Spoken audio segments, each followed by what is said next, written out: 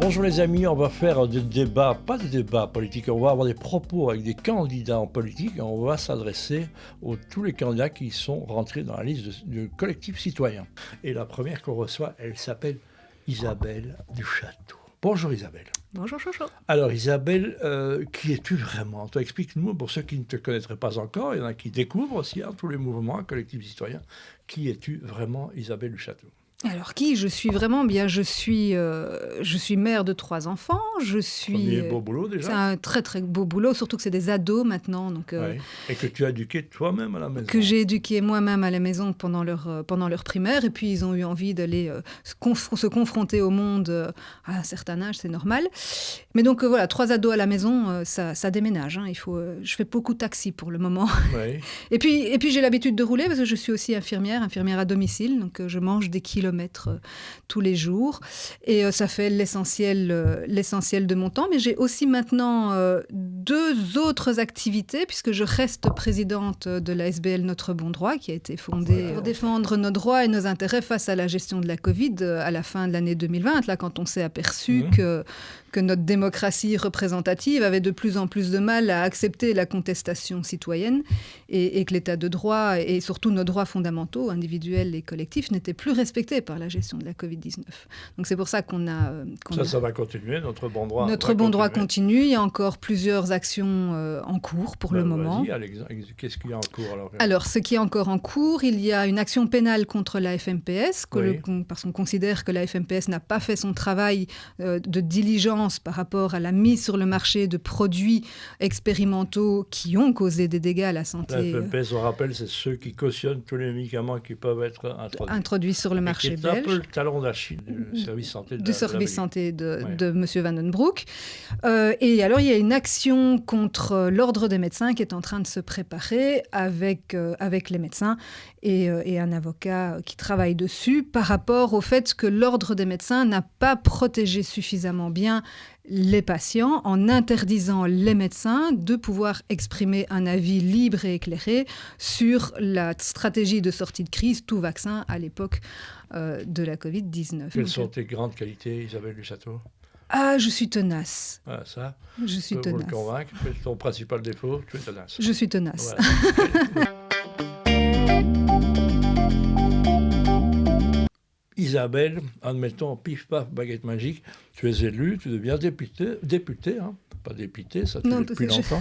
Oui, ça je suis députée par la politique depuis un petit moment. Un bon bout de temps. Qu'est-ce que tu vas essayer de mettre en place de manière difficile, on sait qu'on ne va pas te faciliter la tâche, mais quels sont tes 2-3 Alors moi, chevaux de bataille? Mon cheval de bataille, c'est la démocratie participative. Je pense que pour sortir aujourd'hui de tous les grands défis de la société, que ce soit au niveau de la justice sociale, que ce soit au niveau, j'aime pas parler climat, mais au niveau, en tout cas, de l'homme dans son environnement, je pense que la question... On va dire l'être humain. On va se fâcher que de l'humain dans... l'être humain dans son environnement. Je pense que la question démocratique est essentielle. Ce sera de revenir vers les bases de la démocratie participative. Ce sera la seule façon de pouvoir répondre à ces défis en mettant le citoyen au centre des décisions. Donc revenir à une démocratie par et pour le peuple. Donc ici, en Belgique, les régions et les communautés ont ce pouvoir de mettre en place des assemblées citoyennes. Donc je pense gouvernement miroir. Hein, c'est ça, voilà. Tout à fait. Donc il n'y a pas besoin de passer par un changement de constitution si on passe par les possibilités des régions et des communautés de mettre en place des assemblées citoyennes. D'ailleurs, elles existent en communauté germanophone, ici au Parlement wallon, juste avant les élections.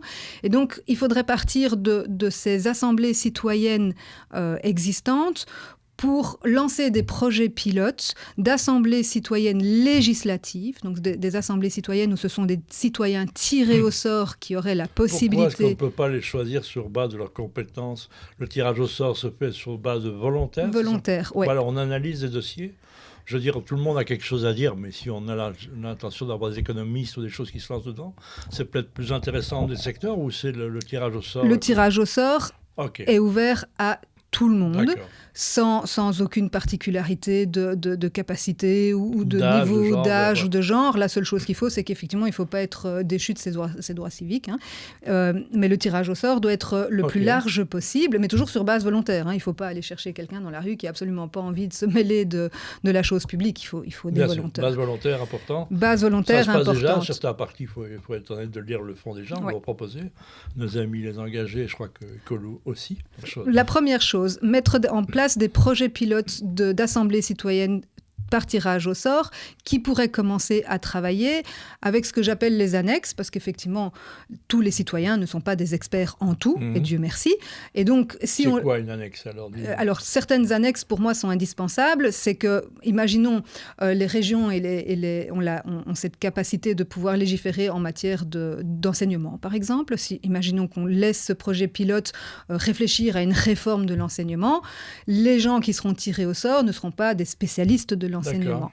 Et donc, l'annexe, ce sont des experts. Alors, je sais que depuis la période Covid, quand on parle d'experts, certaines personnes ont de l'urticaire, mais il y a des bons experts. il y a des bons experts. Et ici, ce que j'envisagerais, ce serait de laisser l'Assemblée citoyenne voter pour ces experts, basés sur CV et sur le fait qu'il n'y a absolument pas de conflit d'intérêts.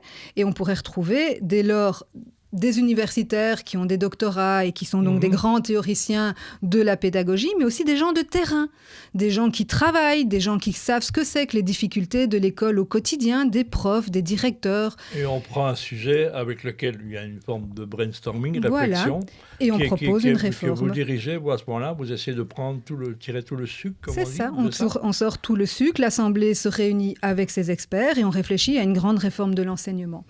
Mais pour ne pas tomber, parce qu'on pourrait penser que le fait de tirer au sort l'Assemblée citoyenne fait que cette Assemblée est représentative. Le risque, c'est que ce ne soit pas le cas. Le risque, c'est que ce sont de nouveau les gens les plus instruits, les plus intéressés par la chose publique qui se mettent comme... Bien sûr. Et donc, pour que la proposition législative de cette Assemblée citoyenne puisse véritablement être représentative, il faut encore qu'elle passe par le filtre du référendum.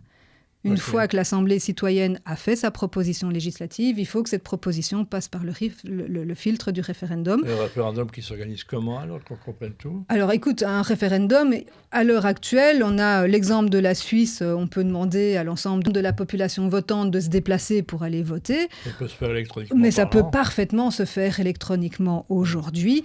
On voit les médias qui en font maintenant des tests pour savoir pour qui voter, donc c'est facile à organiser. C'est absolument facile. Un référendum par les moyens électroniques aujourd'hui, c'est tout à fait facile à organiser. Voilà. On achète, on prend. Deuxième grande idée que tu auras envie de défendre. Alors tout ça ne fonctionne évidemment que si on a une presse parfaitement indépendante et libre. Mais ça, c'est un peu... On rêve là, ou je me trompe un peu? Je pense qu'on rêve un peu, mais en tout cas... Une presse totalement indépendante et libre, on pourrait déjà permettre aux personnes qui lisent la presse écrite, qui regardent la télévision, de savoir que ce qu'ils sont en train d'entendre ou de regarder n'est que le reflet des opinions de l'industriel qui possède ce média.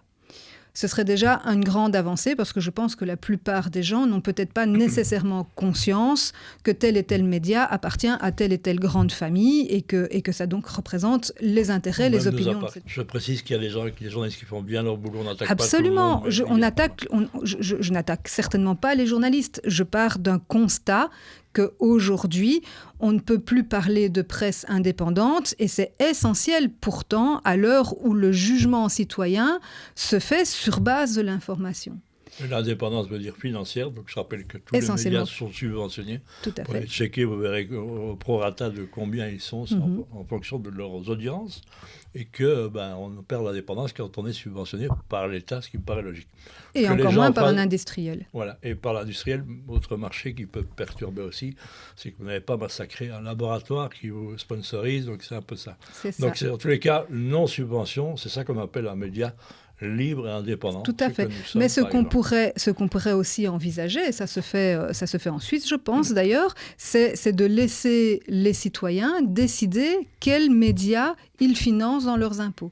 Aujourd'hui, on n'a pas le choix. Non. On finance tous la RTBF. Bien sûr. Mais moi, je pourrais avoir très bien envie de financer BAM, Zèbre, Kéros. Voilà. On devrait pouvoir laisser la possibilité aux médias indépendants de survivre en ayant une dotation qui viendrait de la population, mais qui dépendrait en fait du travail qui est fourni. Si le travail n'est pas bon, les gens... C'est un choix. Et ça serait un choix personnel. Isabelle, donc on peut compter sur toi, on a déjà pu compter sur toi, tu travailles un collectif citoyen qui s'est mis en place, je rappelle que c'était le samedi 13 mai, à midi, il fallait tout rentrer, je crois que c'était la course contre la montre. Oui, tout à fait. Donc en fait, collectif citoyen s'est déjà présenté en 2019 aux élections, c'est pas... c'est bien de le rappeler. Tout à fait. Voilà. C'était déjà une alternative qui existait en 2019, mais comme tous les petits partis, à chaque fois, il faut pouvoir représenter le fait qu'on est représentatif de la population et donc trouver des signatures pour cette preuve. Et donc, 500 signatures. 500 signatures pour toutes les listes fédérales, à peu près 200 pour les listes régionales et alors 5000 pour la liste européenne. Et effectivement, ça a été la course contre la montre. D'une part, parce que faire signer les gens en format papier dans la rue, c'est pas nécessairement facile. Le contact passe généralement bien, mais quelque part, il y a une réticence de la part de la population de mettre cette signature. Ils ont un peu l'impression qu'ils vont être fichés, qu'ils vont être contrôlés, qu'on va savoir que c'est des opposants politiques. Enfin, il y a une certaine réticence à mettre sa signature en format papier. Et alors, on n'a rencontré que des problèmes avec le site Martine du SPF intérieur qui buguait en permanence, que ce soit sur Firefox, sur Edge. Il a fallu faire des tutoriels pour expliquer aux gens comment fonctionner. C'était extrêmement compliqué d'avoir ces signatures et ça a été effectivement un peu une course contre la montre, mais on est très très fiers d'avoir réussi in extremis à rentrer la liste fédérale de Namur et la liste fédérale de Luxembourg pour lesquelles, à la limite, on avait nous-mêmes quasiment plus d'espoir, ce qui montre qu'il y a une vraie demande. Comme quoi, quand il y a encore la vie, il y a toujours de l'espoir. De l'espoir, absolument. Alors, c'est combien de candidats globalement, le collectif citoyen? C'est 72, je crois.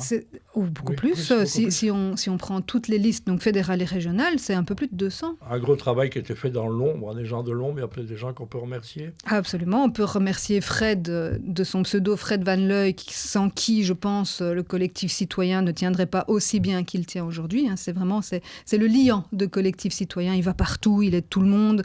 C'est lui qui vient donner un coup de main informatique, c'est lui qui vient c'est lui qui vient organiser les conférences. C'est vraiment Fred, on peut tous le remercier aujourd'hui chaleureusement parce que sans lui, je pense que Collectif Citoyen n'aurait pas eu toutes ces signatures. Voilà, on va découvrir les personnalités dont tu fais partie de ce collectif.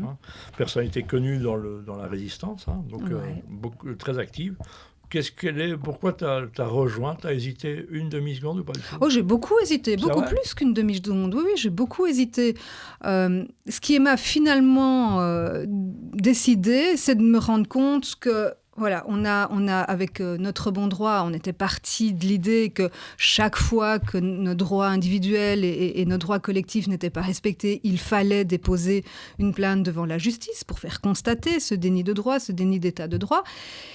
Et on a déposé énormément de recours. On a été très fiers d'en avoir gagné 2 contre le CST, mais il faut bien avouer que 2 recours gagnés sur l'ensemble des recours qui ont été faits, combien, t'as une idée? Une vingtaine, okay. C'est très très peu. Et donc à un moment donné, j'ai mis sur la table la question qui fâche de l'indépendance de la justice en Belgique et notamment l'indépendance de la Cour constitutionnelle qui est la juridiction qui doit protéger les citoyens contre l'arbitraire de l'État et assurer que nos droits fondamentaux sont respectés. Mais quand je vois, par exemple, dans le recours contre le CST que nous avons fait, une des juges de la Cour constitutionnelle, qui a donc statué contre nous, était auparavant députée et maire au Parlement bruxellois et avait voté pour le CST, il y a un problème de conflit d'intérêts, évident.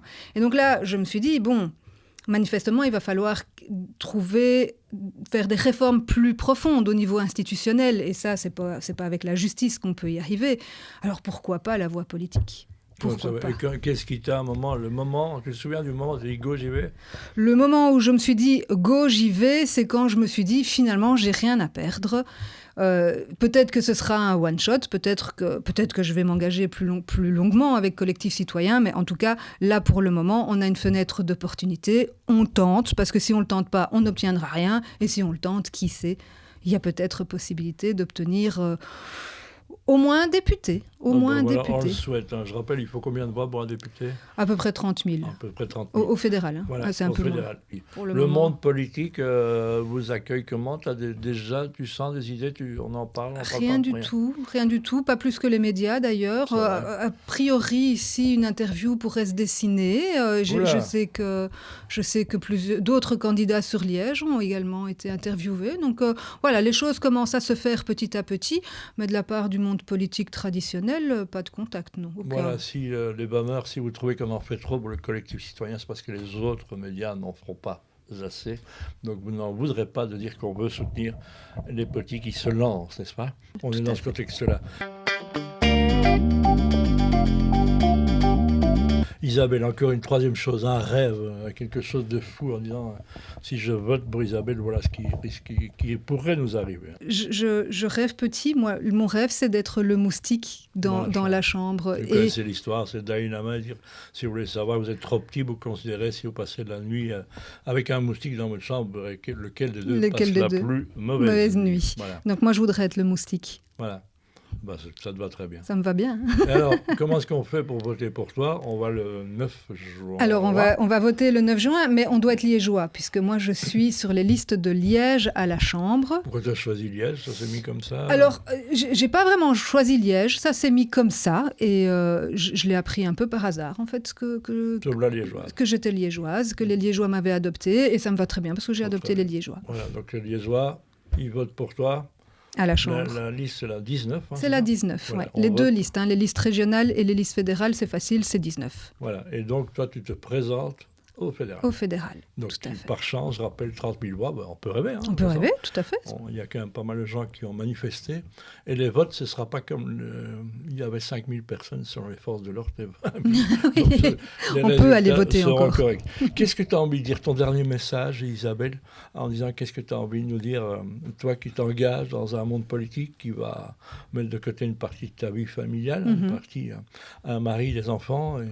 Et voilà, donc qu'est-ce que tu as envie de dire aux gens ? J'ai envie de dire que si on n'essaye pas, on est sûr que les choses ne changeront pas et qu'on ne perd rien à essayer. Et que si on est le moustique qui les empêche de continuer à se gaver d'argent public, qui les empêche à continuer à faire des lois qui les avantagent et qui avantagent leurs copains industriels, au moins on pourra reprendre un tout petit peu de pouvoir sur nos vies. Merci d'être là. Merci de ce que tu fais, de ce qu'il y a déjà fait. Je vous encourage à aller voir ton profil aussi. Il ne faut pas juger quelqu'un sur ses paroles, c'est des belles paroles. Allez voir tout ce que Isabelle a déjà fait. Et là, on ne pourrait pas mentir, juger toujours les gens sur leurs actes et pas sur leurs promesses.